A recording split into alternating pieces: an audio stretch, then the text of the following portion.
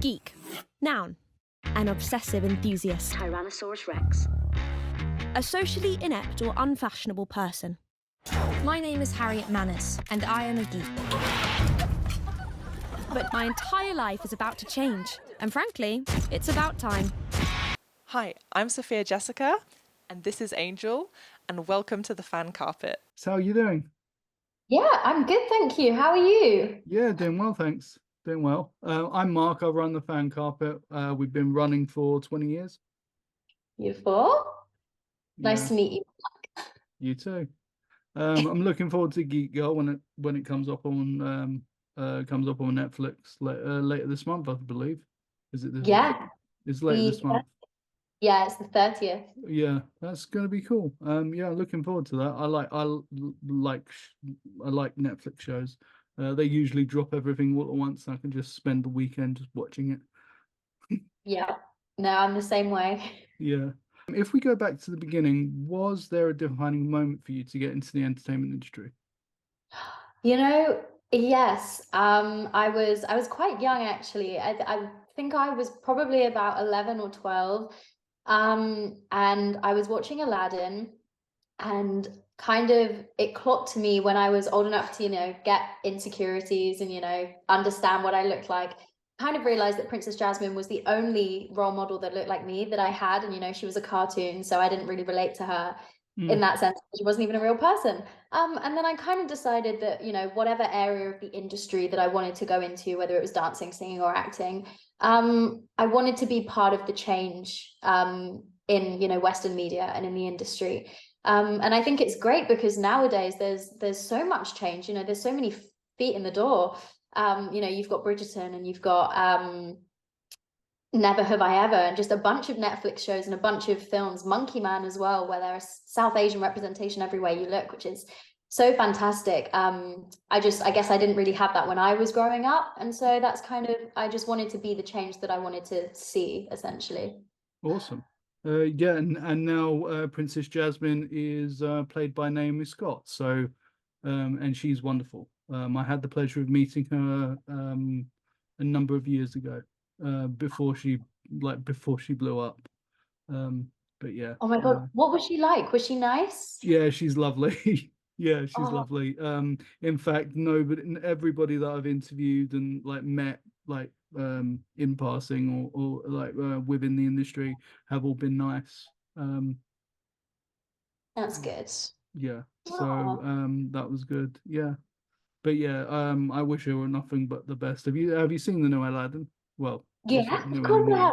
Yeah. I've played it, I've watched it so many times, too much, like an unhealthy amount of times.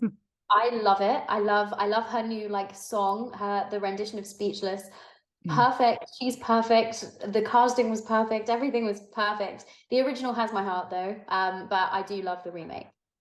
Cool. Yeah, there's I love the original, and more so Robin Williams. If you get a chance and you haven't yet, check out on YouTube. There's a load of outtakes that weren't safe for the Disney version. I think there's a load of outtakes of him as the genie. Oh no, it's just funny stuff. You've made my day. That is exactly what I'm going to be doing after this interview, because I love Robin Williams. He is like my legend. Yeah, mine too. Mine too. When I found out that he passed away, I did it was supposed to be a top 10. It soon became a top 20. Of roles. I did a feature for him on the website, and it was supposed to be a top 5. Sorry, it's a top 10, and then it ended up being a top 20 or 20. Was it 20 or 25?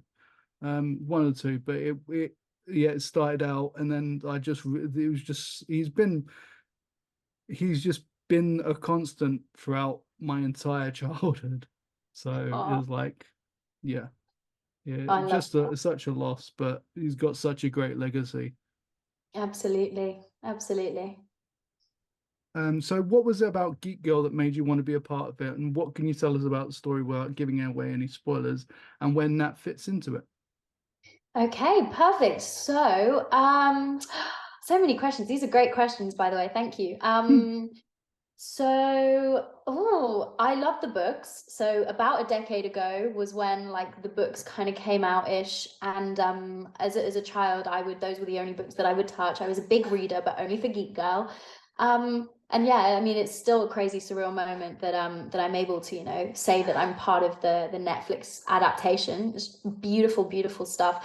Um, but I guess my reasoning was because, I guess taking it back to the first question in the Aladdin thing, acting is always something that, I wanted to pursue, passionate about.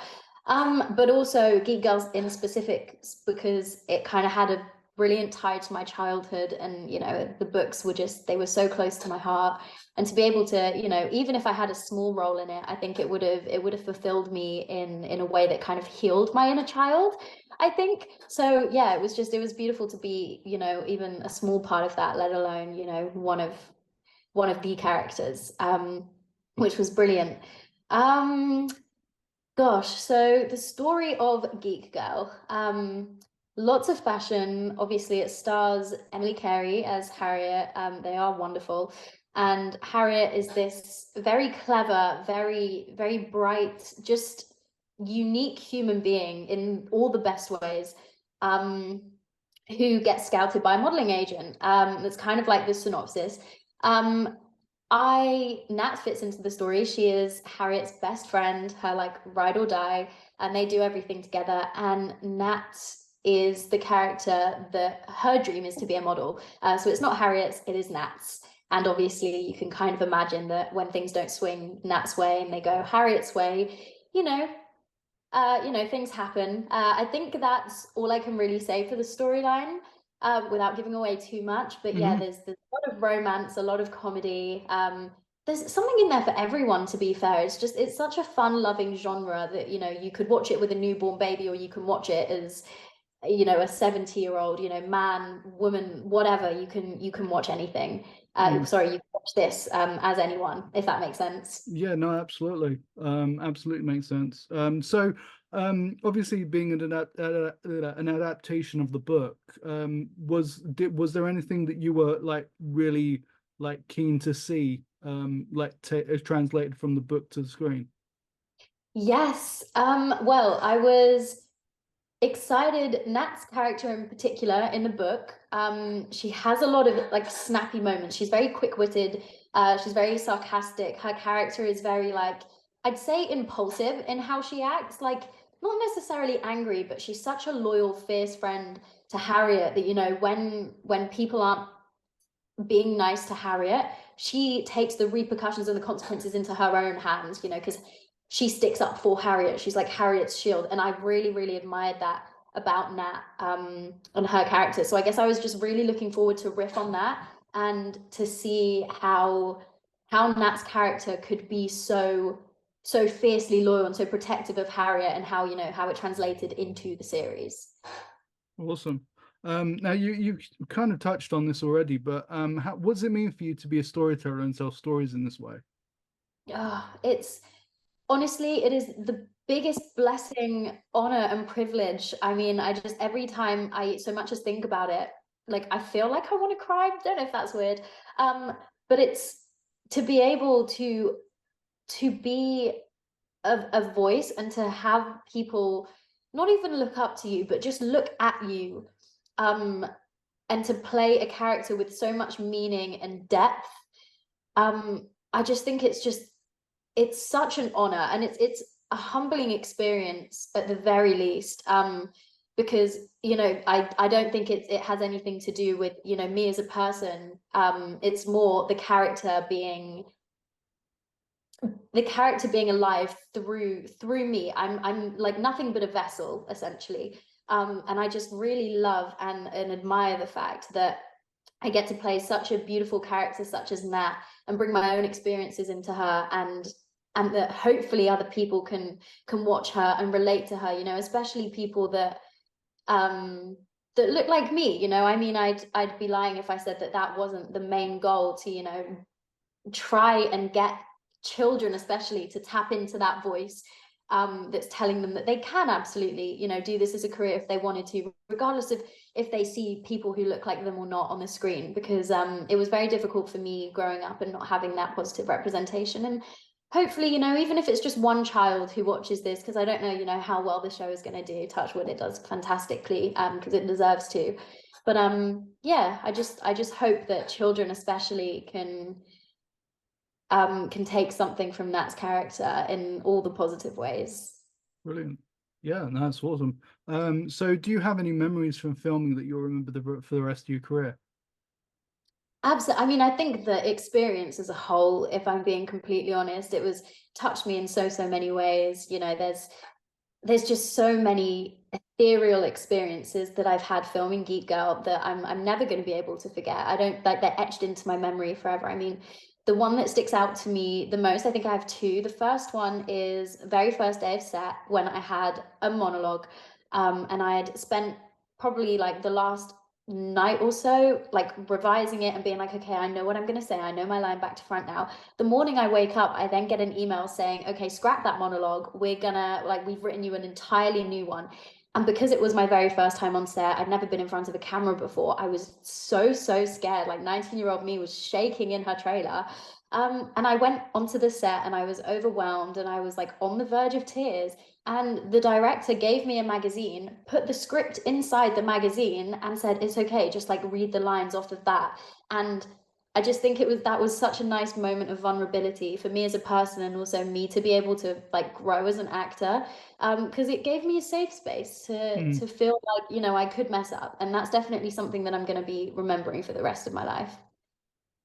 Wonderful. Yeah, wonderful. And it's kind of a safety net to know that you've got the script there as well. Like so it's a safety net, so that it's like I've heard stories where I think it was Marlon Brando that was famous for this, where he would have somebody parrot the lines through an earpiece. Oh, Yeah. So yeah, I think it was Marlon Brando. I think I read that right, but yeah. But he's famously difficult. He was famously a difficult one to work on set with. Yeah. oh no. Yeah. I was going to say, great concept though, the earpiece. Yeah, earpiece, but yeah, I remember watching the anniversary special for Friends, where they would have lines in different places for the actors. So they like I think Monica was like especially had it all over the place, like in sync and in drawers and stuff like that. So yeah, just so Oh, they yeah. because they were in front of a live studio audience, so they kind of need those prompts. Yeah, absolutely. No, I think I saw that actually on a TikTok video or something, but I definitely saw that and I was like, oh wow, she was really smooth with it as well. Like you wouldn't be able to tell. Yeah, you wouldn't. Yeah, I mean, Courtney Cox is awesome. So what is your preferred genre, and do you have any favorite films? Oh, this is such a juicy question. So my preferred genre, I have two, and I physically cannot choose between the two. It's between rom-coms, romantic comedies, and musical theatre. Absolutely love the two. They tie in every single world. And I would honestly, my life would be complete if I was, you know, if I was to be able to be in one. And oh, hmm. Oh my gosh. I just had a bit of a mind blank. What was the second question? I'm so Oh, sorry. Can't favorite remember. films. Favorite films. Okay, cool. Yeah. Right. Shrek is always going to be at the top of my list for like most iconic. I could talk about it all day and I could write a dissertation on it. I do love Shrek. First one and the fourth one I pretend doesn't exist. I really don't like the fourth one. Oh, have they already made a fourth one? Oh, Yeah, then it's a fifth one they're making. They're making another one. yeah. Yeah, they're Um, making a fifth one, which I'm excited for. I think the first one's my favorite, and then it's the third, and then it's the second. right. And the fourth one doesn't exist to me. Okay, fair enough. Yeah, I had actually forgotten they made a fourth one. I thought that's what they were working on. But there was a tease at the end of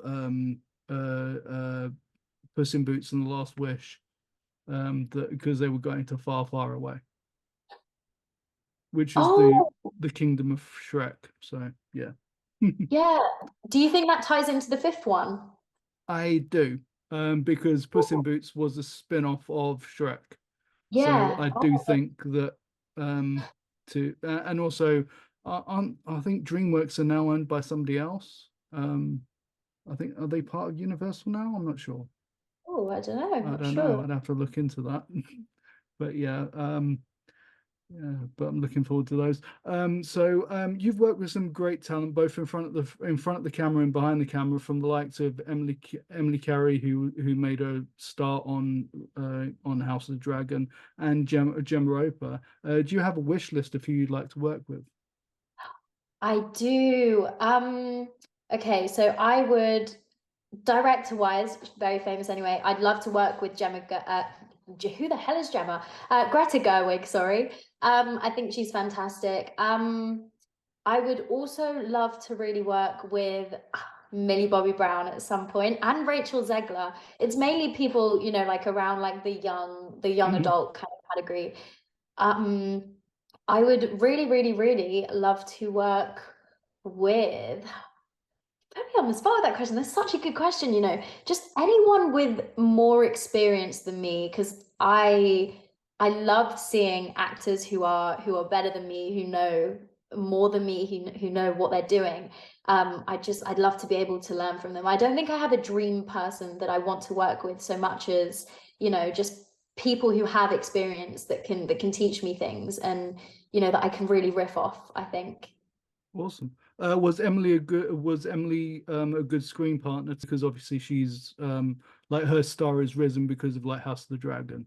Yeah, I mean, they were just a lovely, lovely person. I mean, I did speak about this in a previous interview. They are an incredible, incredible friend. I mean, I can't even put into words how grateful I am that I stumbled across them in my life. I think they taught me so much, not only about the profession, but you know, about being a human being, about, you know, as a person.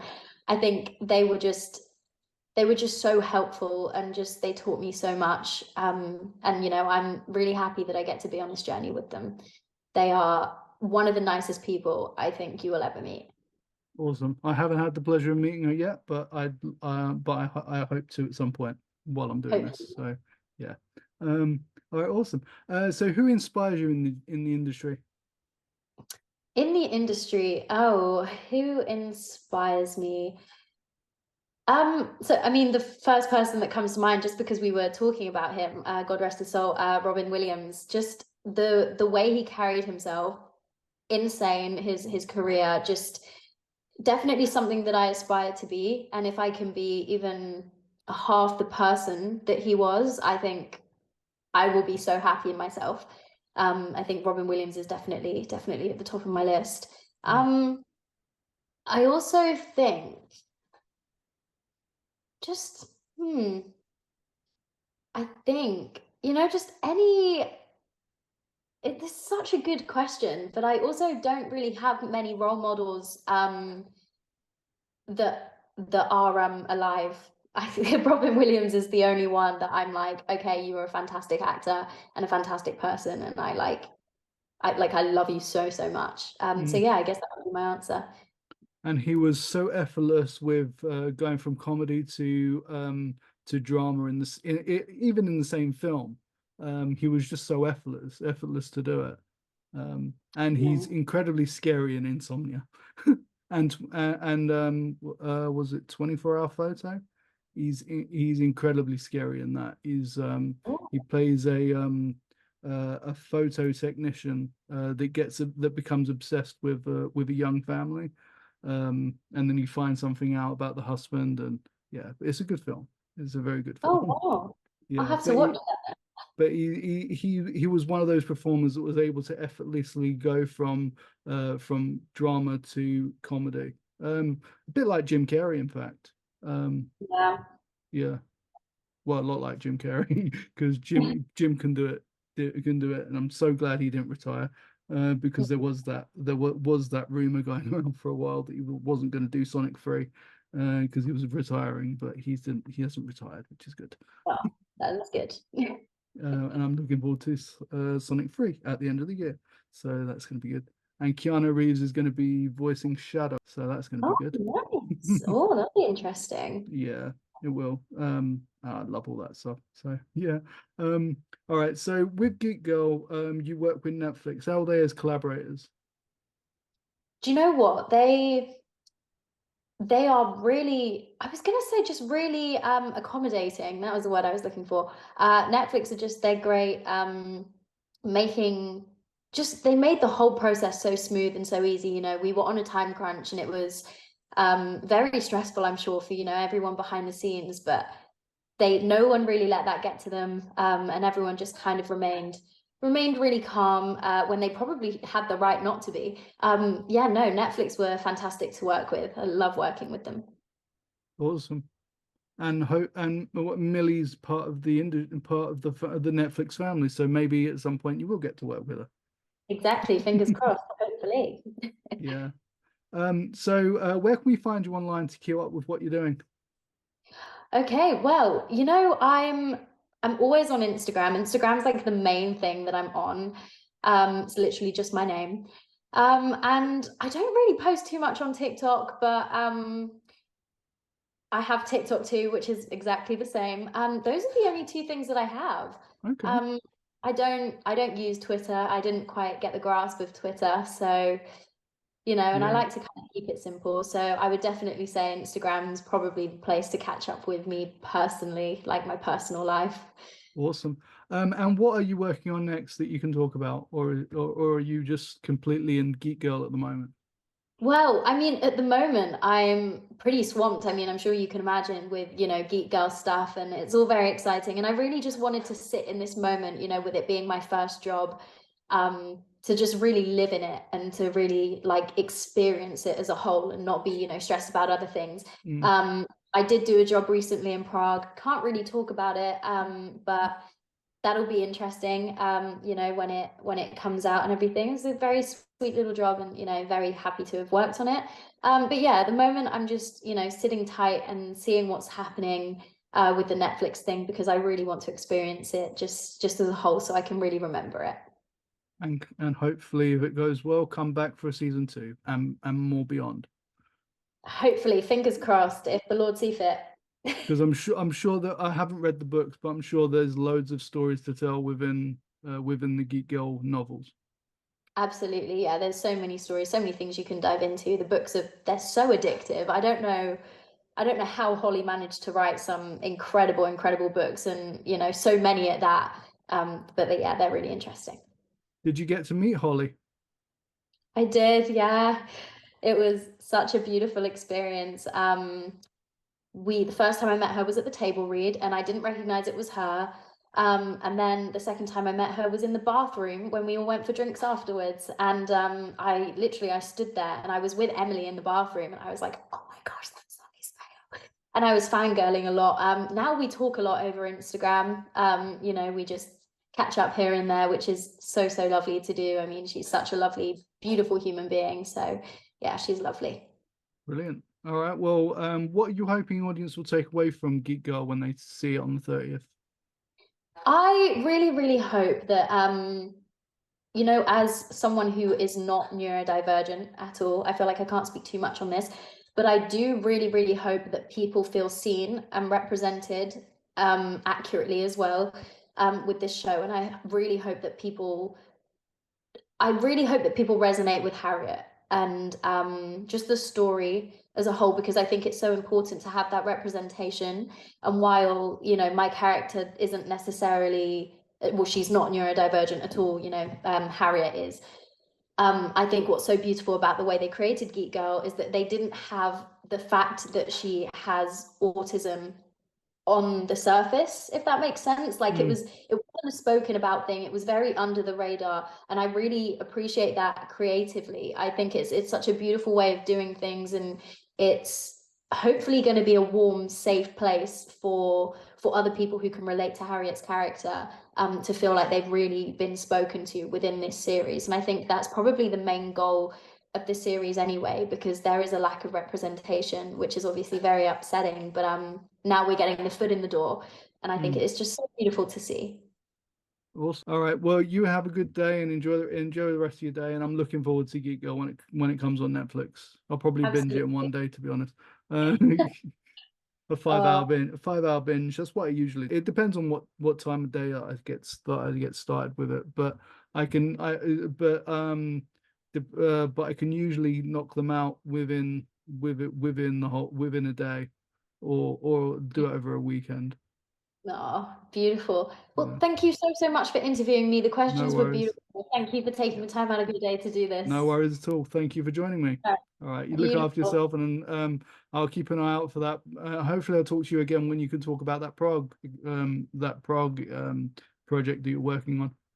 Yeah, absolutely. Thank you so much. And I will see you soon. Catch you later. All right. Take care. Bye. Bye. Thank you for watching The Fan Carpet. Please follow us on Facebook, X, and Instagram for more content. Bye for now.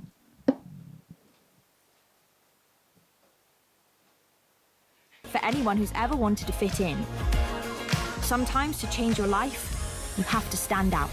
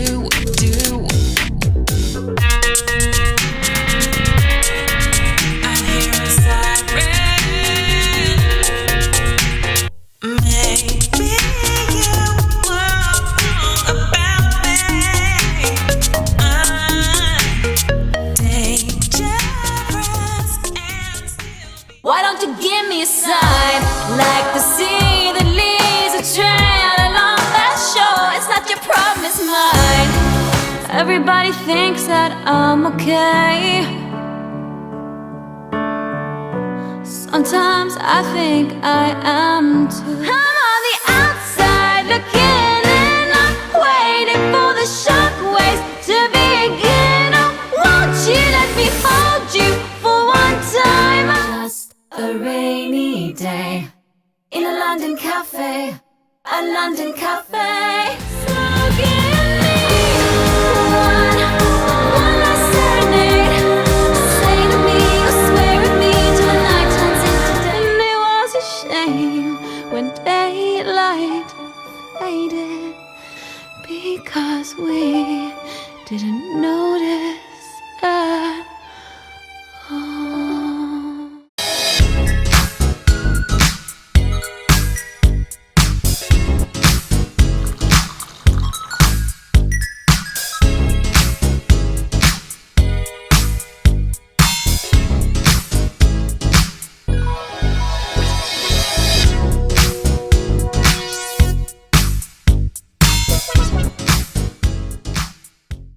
Thank you for watching The Fan Carpet. If you like this video, be sure to click that thumbs up button at the bottom of your screen. And also be sure to subscribe to the Fan Carpet YouTube channels. They're absolutely free and so much fun too. Be sure to check out the official website, thefancarpet.com. Also, you can follow us on Facebook, Twitter, and Instagram to stay up to date with reviews, competitions, the latest news, and so much more.